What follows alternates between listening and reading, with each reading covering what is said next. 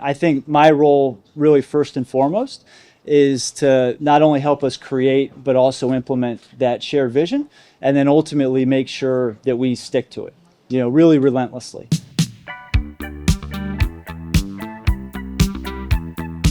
When I think of analytics, I just think of having sort of frameworks to make decisions under uncertainty. Information is power. So we like to have a lot of information that informs our decisions. And Paul, where is Paul at tonight? Paul's back in California. That's right, Paul, thank you. Whether that's hiring someone, whether that's how we do scouting, whether it's how we look at things, with numbers. How do you fire the offensive coordinator after you just won 11 games with 4 different quarterbacks, with your 4th and 5th tackles, without Nick Chubb?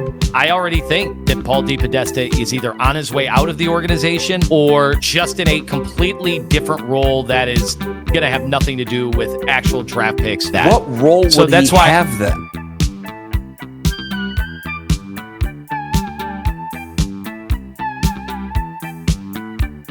At the halfway point in the 2024 season, the Browns are 2-7, and this video is going to be about something greater than just the record now, because we've been looking for who do we put the blame on? Is it Andrew Berry and his drafting? Is it Kevin Stefanski's play calling? We're looking everywhere except for at the person who has made the bulk of the major macro decisions in Cleveland. So the party line has been that they're all in unison. They've all been on the same page for all of the decisions that they've made. But if that were true, why would Kevin Stefanski be open to firing Alex Van Pelt, a guy who was a key figure in helping turn around the Browns over the past 4 seasons? 2023 wasn't about the analytics. It wasn't about DePodesta's 5-year plan. They had those things in place, and then Nick Chubb gets injured, and then Deshaun Watson goes down, and then you're on your 4th and 5th tackle. It was about the coaching. It was about Kevin Stefanski and Jim Schwartz and Bill Callahan and Alex Van Pelt. It was about those guys coaching what they had on the field and ultimately creating a winning culture from gutting out tight, improbable wins and ultimately leading into a playoff berth. So after all of that, he fired Stefanski's offensive partner in Alex Van Pelt and then brought in Ken Dorsey so they could pull more out of Deshaun Watson. I'm not going to get too far into the weeds in that situation because, like I said, I understand the move to a degree, but the reasoning behind it is so faulted because you saw what was working. Even in Watson's last start before the Achilles tear, they went back to the Stefanski offense and they actually started to look decent. 15 for 17, over 100 yards, and they were driving down before his Achilles popped. That move and seeing how successful Watson was starting to look back in that offense completely voided the decision that DePodesta made to fire Van Pelt and bring in Dorsey. It made it a worthless decision that only ruined your team cohesion. The biggest issue with Paul DePodesta is that his philosophy of running a football organization is built off of his past experiences in running a baseball organization. And those two are not a 1-for-1 match. DePodesta talks a lot about process rather than just looking at outcome. And there is some value there in certain situations. But what DePodesta fails to grasp is that NFL contracts are shorter. The life cycle of an NFL player is shorter. Injuries are way more severe, and you only play 17 games in a season. So development cannot be prioritized when constructing a roster. In the MLB, you have countless farm leagues. You might have 5, 6 leagues where you can have an international 16-year-old player go in and he spends the better part of a decade developing, where eventually he'll get the call up to the big leagues. That's the kind of runway you have in baseball. And that's how Sports Illustrated predicted that the Astros were going to win the World Series in 2017 and hit it right on the head. They just looked at their farm league talent. They said they're going to spend X amount of time in these leagues and they're going to move up together. And then in 2017, they will be ready to win the big championship. You can predict those things in baseball for all of the reasons I mentioned. The farm leagues, the long contracts, the lower likelihood of significant injuries, the longer careers where you can have star players who play well into their 30s. And that young talent that you've been working and developing in the farm leagues can now come and help and contribute while your star players are still viable. Process does not work when it comes to drafting NFL players. Sure, there are some people with exceptional raw talent who can be honed into being great football players in the league. But this idea that you can take a guy like Anthony Schwartz and just because he runs fast in a straight line on a track, he's going to be a great NFL player is insane. The larger issue is that when you sit here and you try to develop guys like David Bell, like Jamari Thrash, who we still haven't seen, like Anthony Schwartz, like we mentioned, like Jerome Ford, you're pissing away the careers of your most valuable players in Myles Garrett, in Nick Chubb, in Wyatt Teller, in Joel Bitonio. Those guys are just approaching 30 or just over, and they would all probably be considered as on the back half of their careers, especially after significant injuries to guys like Nick Chubb. When it comes to the Deshaun Watson trade, I think that DePodesta was the driving factor in being all right with giving up 3 first-round picks. And I say that because DePodesta himself regularly talks about finding value where no one else can see it. That is how he made his name, in finding hidden gems. Why use your first-round draft picks on drafting dynamic, pro-ready players when you can just find those guys in the 3rd, 4th, and 5th round? Look at what he said regarding drafting players back in 2019. We are always looking for value where it isn't readily apparent to everybody else. There are some guys who are just so special that it doesn't necessarily take a trained eye to say, boy, this guy's really going to be good. I think DePodesta has fetishized what made him famous in terms of the Moneyball approach. And that is the exact mentality that has turned the Browns into what they are and what we as the fans constantly see them as, a group of people who think they're smarter than everyone else. Reading through this article, my feelings were confirmed further after I saw this. DePodesta said, I think you need to be aware of where you are in your organization's life cycle.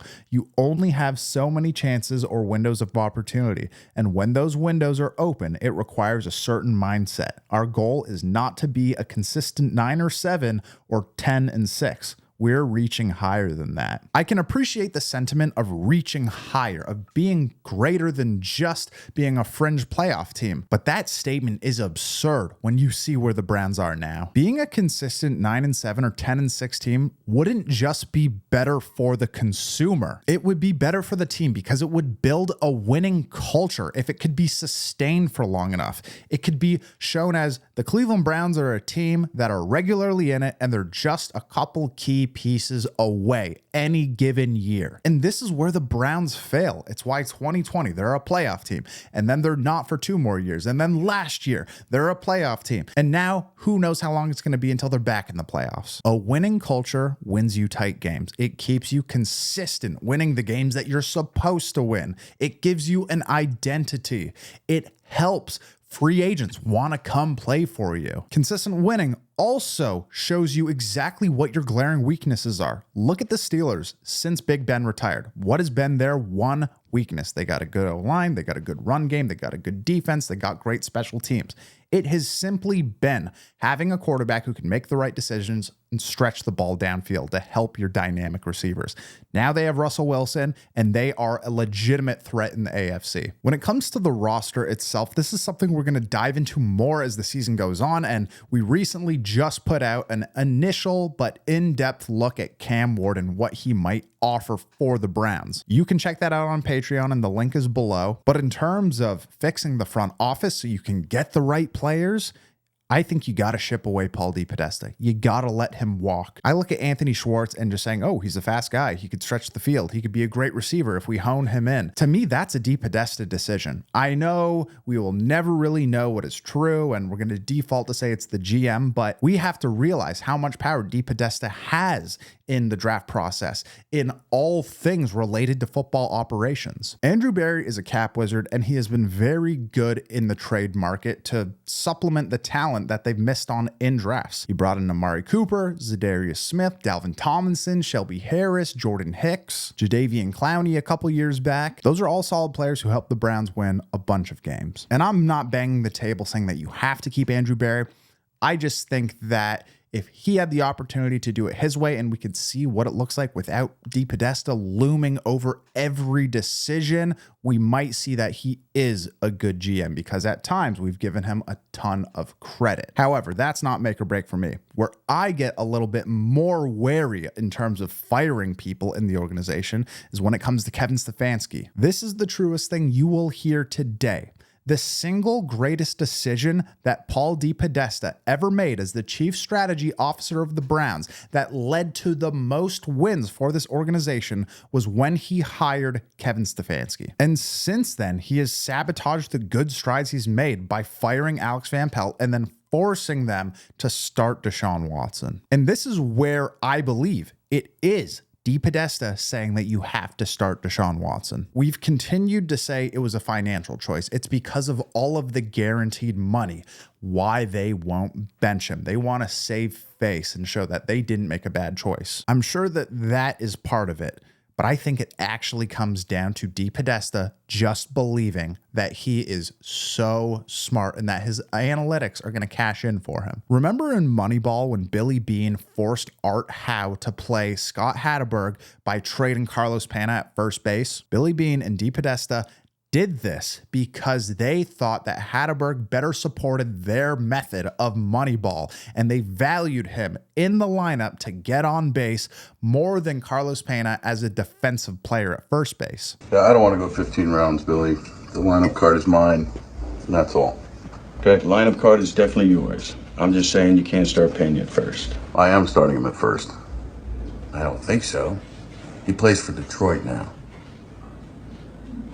When the A's made this switch and they put Hatteberg at first base to support their Moneyball philosophy, there was a significant rough period and they faced blowback from the team, from the roster, from the fans. It looked as if abandoning the traditional methods and fully embracing this data-driven approach had backfired. However, the team committed to the strategy and eventually it wound up paying off. The A's went on a crazy 20-game win streak, and this essentially solidified their belief and the support for their approach in terms of Moneyball. It provided the validation for Billy Beane, for DePodesta. This later season success just provided validation for Billy Beane and DePodesta's method and philosophy, and it showed that you have to trust the process from beginning to end to get the results that you ultimately want. That's where I think that this Watson move is extremely similar and why I believe that it's DePodesta pushing this. The A's trade Pena to get Hatteberg starting at first base. The Browns don't re-sign Joe Flacco to make sure Watson is the starter and there's no conversation of benching him. Like I've said multiple times in this video though, the issue is that you only play 17 games in a season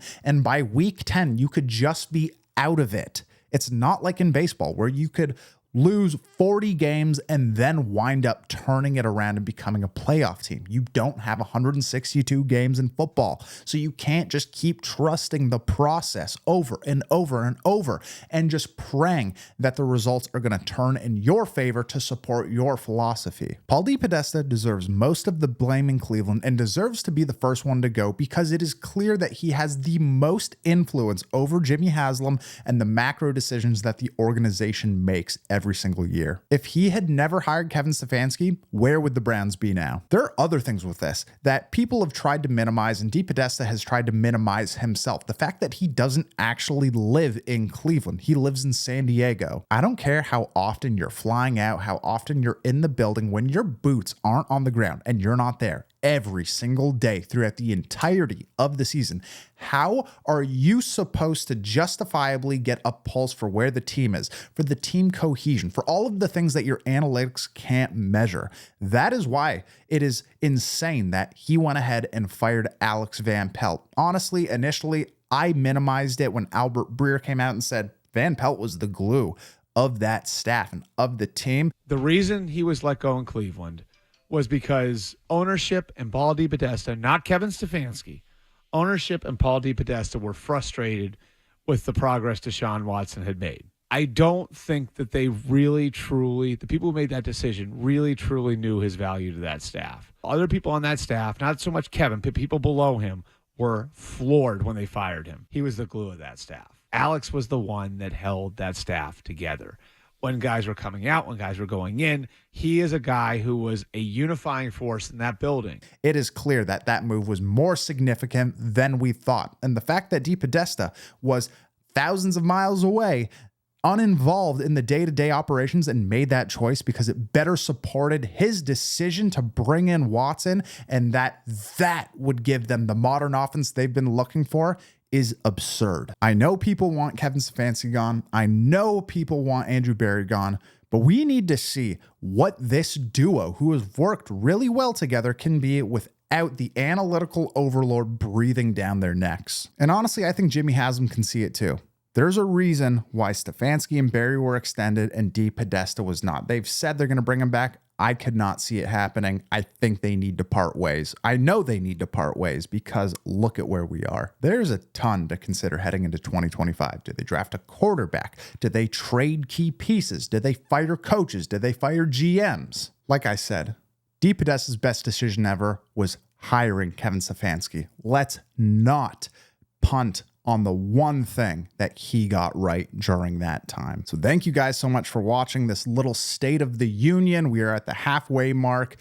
There is a ton to continue analyzing and watching as the season unfolds. So be sure to subscribe, like the video, comment what you think. Should we keep DePodesta, or do you think Berry or Stefanski needs to go, or should it be all three? Additionally, if you guys want to support the page, join the Patreon. We have our Cam Ward deep dive going into his All-22 film from his Virginia Tech game and from his Washington game last year. Also, we have a couple extra posters up for sale still. The Cleveland Lives, we have 1 or 2 left. We have a few left on that. And if you have ordered posters, they are being shipped out as we speak. So I thank you for your patience. I thank you guys for your support. We will see you in the next one.